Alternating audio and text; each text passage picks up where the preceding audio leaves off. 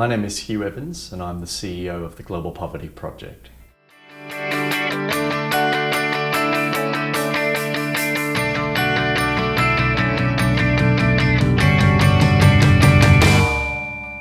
The mission of the Global Poverty Project is to see an end to extreme poverty within a generation.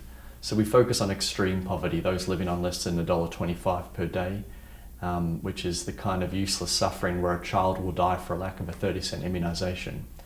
And we focus on breaking down the structural barriers that make poverty persist. A lot of organisations focus on the symptoms and they focus on basic interventions. We focus on systemic change. So we want to win on the major issues associated with macro trade, aid and capital flows, and also combating corruption and promoting good governance.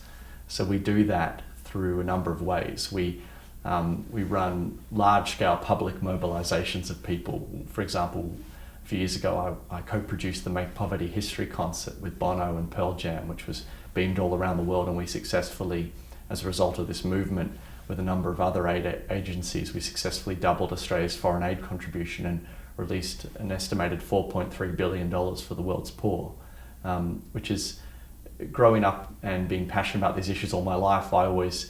My traditional response was to found an aid organisation called the Oak Tree Foundation, which I founded when I was 19 years old. And Oak Tree has gone on to become the largest youth organisation in Australia with over 60,000 volunteers.